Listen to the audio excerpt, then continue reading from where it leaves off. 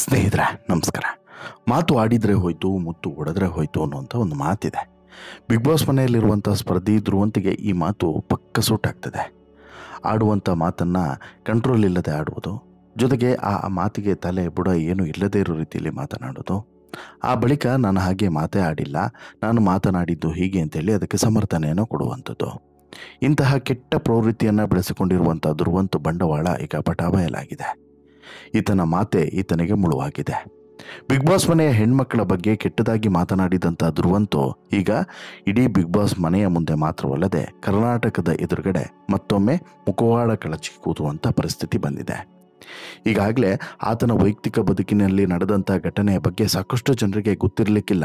ಆ ಎಲ್ಲ ವಿಚಾರಗಳು ಬಹುಶಃ ನೀವೇನಾದರೂ ಕೇಳಿದರೆ ಇವನೆಂಥವನು ಅನ್ನೋದನ್ನು ಮತ್ತೊಮ್ಮೆ ಆಲೋಚನೆ ಮಾಡ್ತೀರಾ. ಜೊತೆಗೆ ಬಹಿರಂಗವಾಗಿ ಈತನ ಬಗ್ಗೆ ಒಂದಷ್ಟು ಆಕ್ರೋಶಗಳು ವ್ಯಕ್ತವಾಗ್ತದೆ.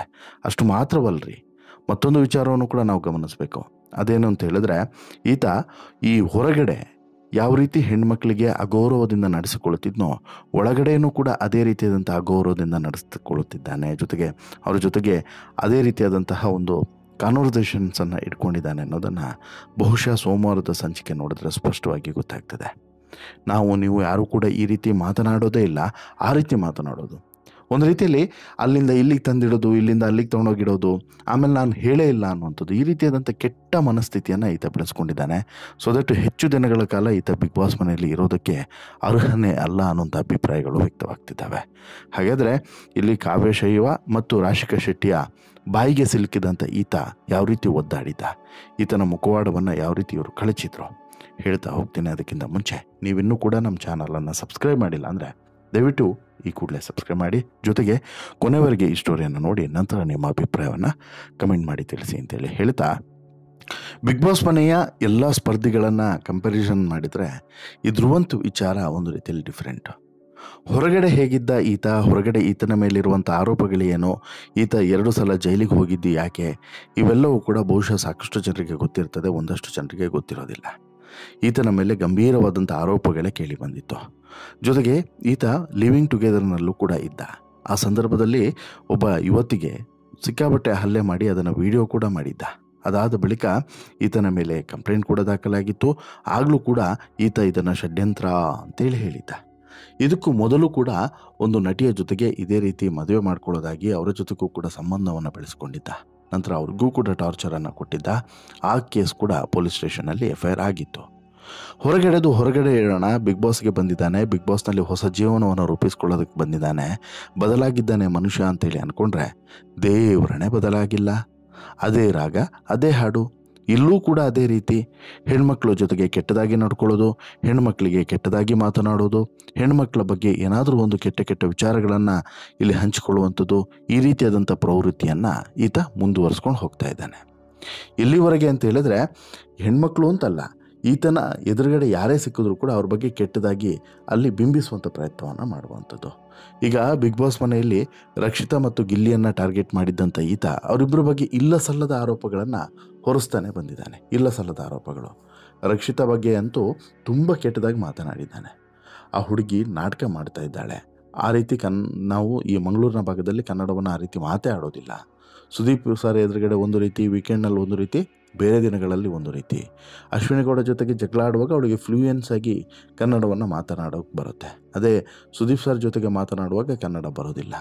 ಸಿಕ್ಕಾಬಟ್ಟೆ ನಾಟಕ ಮಾಡ್ತಾಳೆ, ಹಾಗೆ ಹೀಗೆ ಅಂತ ಹೇಳ್ಬಿಟ್ಟು ತುಂಬ ಕೆಟ್ಟದಾಗಿ ಮಾತನಾಡಿದ್ದ. ಜೊತೆಗೆ ಆಕೆಯ ವೈಯಕ್ತಿಕ ವಿಚಾರಗಳನ್ನು ಕೂಡ ಟಾರ್ಗೆಟ್ ಮಾಡಿದ್ದ. ಆಯಿತು, ಮತ್ತೊಂದು ಕಡೆ ಗಿಲ್ಲಿ ಬಗ್ಗೆನೂ ಕೂಡ ಕೆಟ್ಟದಾಗಿ ಮಾತನಾಡಿದ್ದ. ಗಿಲ್ಲಿಯ ಬನಿಯನ್ನು ಬಟ್ಟೆ ವಿಚಾರವನ್ನು ಕೂಡ ಮಾತನಾಡಿದ್ದ. ಕೆರ್ಕೊಳ್ತಾನೆ ಅನ್ನುವಂಥ ವಿಚಾರವನ್ನು ಮಾತನಾಡಿದ್ದ. ಇವೆಲ್ಲದೂ ಕೂಡ ಆತನ ಮನಸ್ಥಿತಿಯನ್ನೇ ತೋರಿಸುತ್ತೆ. ಜೊತೆಗೆ ತುಂಬ ವೈಯಕ್ತಿಕವಾಗಿ ವಾಗ್ದಾಳಿಯನ್ನು ನಡೆಸೋದಕ್ಕೆ ಈತ ಮುಂದಾಗಿದ್ದ ಅನ್ನೋದು ಕೂಡ ಗೊತ್ತಾಗುತ್ತೆ. ಹಾಗಂದ ಮಾತ್ರಕ್ಕೆ ಇವರೆಲ್ಲ ಸುಮ್ಮನೆ ಕೂತಿದ್ದಾರೆ ಅಂತಲ್ಲ, ಇವರು ಎಲ್ಲಿ ಕೊಡಬೇಕು, ಯಾವ ರೀತಿ ಕೊಡಬೇಕು, ಅದೇ ರೀತಿ ಕೊಡ್ತಾ ಇದ್ದಾರೆ. ಇದೇ ರೀತಿ ಈ ಸಂಘಬುಲ್ಲ ಈ ಧ್ರುವಂತ್ ಬಗ್ಗೆ ಮತ್ತೊಂದು ಶಾಕಿಂಗ್ ಸಂಗತಿ ಈಗ ಬಹಿರಂಗ ಆಗುತ್ತೆ. ಕಾವ್ಯ ಅವರು ಈ ವಿಚಾರವನ್ನು ಬಹಿರಂಗಪಡಿಸ್ತಾರೆ. ರಾಶಿಕಾ ಶೆಟ್ಟಿಯ ಬಗ್ಗೆ ಈತ ನಾಲಿಗೆಯನ್ನು ಹರಿಬಿಟ್ಟಿದ್ದ ಅನ್ನುವಂಥ ಸಂಗತಿಯನ್ನು ಇಲ್ಲಿ ರಾಶಿಕಾ ಶೆಟ್ಟಿ ಬಹಿರಂಗ ಮಾಡ್ತಾರೆ. ರಾಶಿಕಾ ಒಬ್ಬರಾದ್ಮೇಲೆ ಒಬ್ಬರು ಈ ರೀತಿ ಈ ಹುಡುಗರನ್ನು ಬದಲಾಯಿಸ್ಕೊಂಡು ಹೋಗ್ತಾ ಇದ್ದಾಳೆ ಅನ್ನುವಂಥ ರೀತಿಯಲ್ಲಿ ಈತ ಮಾತನಾಡಿದ್ದ ಅನ್ನುವಂಥ ಸಂಗತಿಯನ್ನು ಇಲ್ಲಿ ಧ್ರುವಂತು ಕಾವ್ಯ ಜೊತೆಗೆ ಹೇಳಿದ್ದ ಅನ್ನೋದನ್ನು ಕಾವ್ಯ ರಾಶಿಕಾಗೆ ತಿಳಿಸ್ತಾರೆ. ರಾಶಿಕಾ ಅವರು ಮೊದಲು ನನ್ನ ಹತ್ರ ಬಂದರು, ಆಮೇಲೆ ಅಭಿಷೇಕ್ ಹತ್ರ ಹೋದರು. ಇವೆರಡೂ ಕೂಡ ವರ್ಕ್ ಆಗಲಿಲ್ಲ. ನಂತರ ಸೂರಜ್ ಹತ್ರ ಹೋದರು, ಅದು ವರ್ಕ್ ಆಯಿತು ಅಂತ ಹೇಳಿಬಿಟ್ಟು ಹೇಳಿದ್ದಂಥ ವಿಚಾರವನ್ನು ಕಾವ್ಯ ರಾಶಿಕಾಗೆ ಹೇಳ್ತಾರೆ. ಆಗ ರಾಶಿಕಾಗೆ ವಿಪರೀತವಾದಂತಹ ಕೋಪ ಬರ್ತದೆ, ಉರಿದುರಿದು ಬೀಳ್ತಾರೆ. ನಕಶಕಾಂತ ಕೋಪ. ಯಾರಿಗೆ? ರಾಶಿಕಾಗೆ. ಹೆಣ್ಮಕ್ಳ ಜೊತೆಗೆ ಮಾತನಾಡೋಕ್ಕೆ ನನಗೆ ಇಷ್ಟ ಇಲ್ಲ ಅಂತ ಹೇಳಿದರು ಅಂತ ಹೇಳ್ತಾನೆ. ಓಕೆ ಫೈನ್, ಮಾತನಾಡೋದು ಬೇಡ, ಆದರೆ ಕೆಟ್ಟದಾಗಿ ಯಾಕೆ ಮಾತನಾಡಬೇಕು?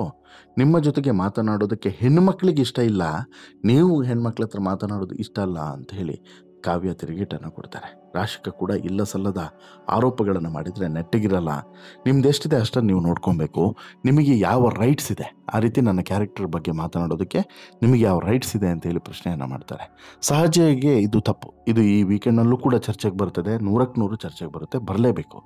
ಯಾಕಂತ ಹೇಳಿದ್ರೆ ಇಲ್ಲಿ ಒಂದು ಹೆಣ್ಣುಮಕ್ಕಳ ವೈಯಕ್ತಿಕ ವಿಚಾರದ ಬಗ್ಗೆ ಈ ರೀತಿ ತುಂಬ ನಿಕೃಷ್ಟವಾಗಿ ಕೇವಲವಾಗಿ ಮಾತನಾಡಬಾರ್ದು. ನೋಡಿ, ಈಗ ರಾಶಿಕಾ ಬಗ್ಗೆ ಅಥವಾ ರಾಶಿಕಾ ಮನೆಯಲ್ಲಿ ನೋಡ್ತಿರೋರಿಗೆ ಏನು ಅನ್ಸಲ್ಲ, ಅಥವಾ ರಾಶಿಕಾ ಬಗ್ಗೆ ಸಾಕಷ್ಟು ಜನ ಬಿಗ್ ಬಾಸ್ನ ವೇದಿಕೆಯಲ್ಲಿ ಸಾಕಷ್ಟು ಜನ ಕನ್ನಡಿಗರು ನೋಡ್ತಾ ಇರ್ತಾರೆ, ಲಕ್ಷಾಂತರ ಜನ ನೋಡ್ತಾರೆ. ಅವ್ರು ಏನು ಅಂದ್ಕೊಳ್ಳಲ್ಲ, ಈ ರೀತಿ ಮೆಸೇಜನ್ನು ಪಾಸ್ ಮಾಡಿಬಿಟ್ರೆ ಒಬ್ಬರಾದ್ಮೇಲೆ ಒಬ್ಬರು ಕೊನೆಗೆ ಈಗ ಸೂರಜ್ ಜೊತೆ ಕ್ಲೋಸ್ ಇದ್ದಾರೆ, ಸೂರಜ್ ಕ್ಲೋಸ್ ಆಗಲಿಲ್ಲ ಅಂತ ಹೇಳಿದ್ರೆ ಮತ್ತೊಬ್ಬರು, ಈ ರೀತಿಯಾದಂತಹ ಅಭಿಪ್ರಾಯವನ್ನು ವ್ಯಕ್ತಪಡಿಸಿರೋದು ತುಂಬ ತಪ್ಪು. ಅದನ್ನು ಒಪ್ಪಲಿಕ್ಕೆ ಸಾಧ್ಯನೇ ಇಲ್ಲ. ಈ ರಾಶಿಕಾ ಅಂತಲ್ಲ, ಯಾವ ಹೆಣ್ಮಕ್ಳ ಬಗ್ಗೆನೂ ಕೂಡ ಇಷ್ಟು ಕೇವಲವಾಗಿ ಯಾರೂ ಕೂಡ ಮಾತನಾಡಬಾರ್ದು. ನಾಳೆ ಈ ಧ್ರುವಂತಿಗೆ ಅಕ್ಕ ತಂಗಿ ಯಾರಾದರೂ ಇದ್ದಿದ್ರೆ ಅವ್ರ ಬಗ್ಗೆನೂ ಕೂಡ ಯಾರಾದರೂ ಇದೇ ರೀತಿ ಮಾತನಾಡಿದರೆ ಆತನಿಗೆ ಎಷ್ಟು ಬೇಸರ ಆಗುತ್ತೆ. ಆತನಿಗೆ ಬೇಸರ ಆಗುತ್ತೋ ಆಗಲ್ಲೋ ಗೊತ್ತಿಲ್ಲ. ಯಾಕಂತ ಹೇಳಿದ್ರೆ ಬೇಸರ ಆಗೋರು ಯಾರೂ ಕೂಡ ಈ ರೀತಿ ಮಾತನಾಡೋದಿಲ್ಲ, ಖಂಡಿತವಾಗ್ಲೂ ಕೂಡ ಮಾತನಾಡೋದಿಲ್ಲ. ಇಲ್ಲಿ ಧ್ರುವಂತು ಬಂಡವಾಳ ಏನು ಅನ್ನೋದನ್ನು ಬಿಚ್ಚಿಡ್ತಿದ್ದಾರೆ ಹೆಣ್ಮಕ್ಳು.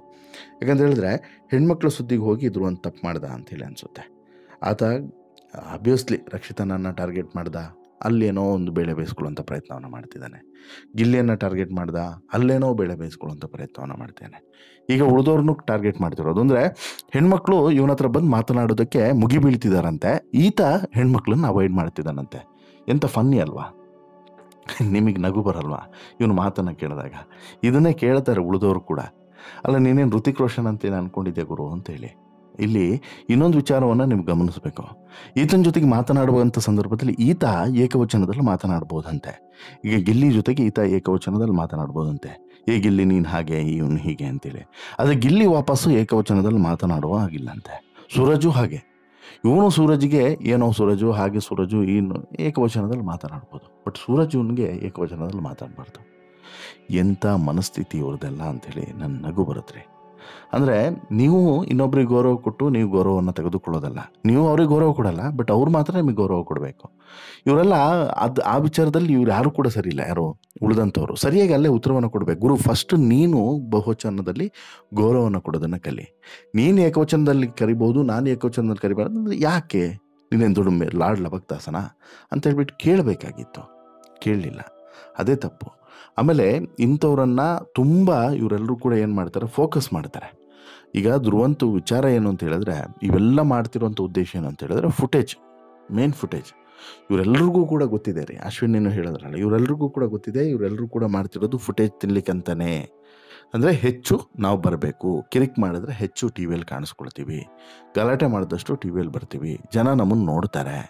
ಇದು ಪಕ್ಕ ಈ ಸಲ ಬಂದಿರುವಂಥ ಎಲ್ಲ ಸ್ಪರ್ಧಿಗಳ ಮೈಂಡ್ಸೆಟ್ಟು ಹೀಗಿದ್ದಂತಿದೆ. ಅಂದರೆ ಇವ್ರಿಗೆ ಫುಟೇಜ್ ತಿನ್ನಬೇಕು ಅನ್ನೋದಷ್ಟೇ ಇಲ್ಲಿ ಇವರ ಉದ್ದೇಶ ಅನ್ನುವಂಥದ್ದು. ಇದೇ ಕಾರಣಕ್ಕೆ ಧ್ರುವಂತು ಸುಮ್ಮನೆ ಹೋಗಿ ಕಿರಿಕ್ ಮಾಡ್ಕೊಳ್ಳೋದು ಎಲ್ಲರ ಜೊತೆನೂ. ರಕ್ಷಿತಾ ಆಯಿತು, ಗಿಲ್ಲಿ ಆಯಿತು, ರಾಶಿಕಾ ಆಯಿತು, ಕಾವ್ಯ ಆಯಿತು, ಈಗ ನೆಕ್ಸ್ಟ್ ಯಾರು ಅನ್ನುವಂಥದ್ದು. ಈಗ ನೋಡಿ, ಇವತ್ತಿನ ಪ್ರೋಮೋದಲ್ಲೂ ಬಹುಶಃ ನೀವು ಗಮನಿಸಿರ್ತೀರ, ಅಲ್ಲಿ ಮಾಳು ಸಗಣಿಯನ್ನು ಸುರಿತಾನೆ, ಕಸ ಅಂತೇಳಿ ರಾಶಿಕಾಗೆ ಹೇಳ್ತಾನೆ. ಅಲ್ಲಿ ಸಗಣಿ ಸುರಿಯುವಂಥ ಸಂದರ್ಭದಲ್ಲಿ ಧ್ರುವಂತಿಗೆ ಪಕ್ಕ ಕೊಟ್ಟಿದ್ದಾನೆ, ಸಗಣಿನೇ ಅವನ ತಲೆಯಲ್ಲಿ ಏನೂ ಇಲ್ಲ, ಸಗಣಿನೇ ಇರೋದು ಅಂತೇಳಿ 100%. ಇಂತಹ ಸ್ಪರ್ಧಿಗಳು ಬೇಕು, ಇಂತಹ ನೇರವಾದಂಥ ಉತ್ತರವನ್ನು ಕೊಡುವಂಥ ಮತ್ತು ಖಡಕ ಉತ್ತರ. ಯಾಕೆ ಹೆದರಬೇಕು? ಧ್ರುವಂತೇನು ಹುಲ್ಲಿನ? ನೋಡಿ, ಈ ವೀಕೆಂಡ್ನಲ್ಲಿ ಈ ವಿಚಾರಗಳು ಚರ್ಚೆ ಆಗಲೇಬೇಕು. ಈ ವಿಚಾರಗಳು ಚರ್ಚೆ ಆಗಿಲ್ಲ ಅಂತ ಹೇಳಿದ್ರೆ ತಪ್ಪಾಗ್ತದೆ. ನೋಡ, ಸುದೀಪ್ ಅವರು ಈ ವಾರ ಯಾವ ರೀತಿ ಈ ಧ್ರುವಂತಿಗೆ ಚಾಟಿ ಬೀಸುವಂಥ ಕೆಲಸವನ್ನು ಮಾಡ್ತಾರೆ, ಇದಕ್ಕೆ ಯಾವ ರೀತಿ ಉತ್ತರಗಳು ಸಿಗ್ತಾ ಹೋಗ್ತವೆ ಅನ್ನೋದನ್ನು ಕಾದು ನೋಡೋಣ. ನಿಮಗೇನು ಅನಿಸುತ್ತೆ ಸ್ನೇಹಿತರೆ, ಧ್ರುವಂತು ಬಳಸಿರುವಂಥ ಈ ಪದಗಳ ಬಗ್ಗೆ, ಧ್ರುವಂತ ಆಡಿರುವಂಥ ಮಾತುಗಳ ಬಗ್ಗೆ ನಿಮ್ಮ ಅಭಿಪ್ರಾಯನ ದಯವಿಟ್ಟು ನಿಮ್ಮ ಅಭಿಪ್ರಾಯನ ಕಮೆಂಟ್ ಮಾಡಿ ತಿಳಿಸಿ. ಜೊತೆಗೆ ಈ ಸ್ಟೋರಿ ಇಷ್ಟ ಆಯಿತು ಅಂತ ಹೇಳಿದ್ರೆ ಲೈಕ್ ಮಾಡಿ, ಶೇರ್ ಮಾಡಿ, ಚಾನಲ್ಗೆ ಸಬ್ಸ್ಕ್ರೈಬ್ ಆಗೋದನ್ನು ಮರಿಬೇಡಿ. ಧನ್ಯವಾದ.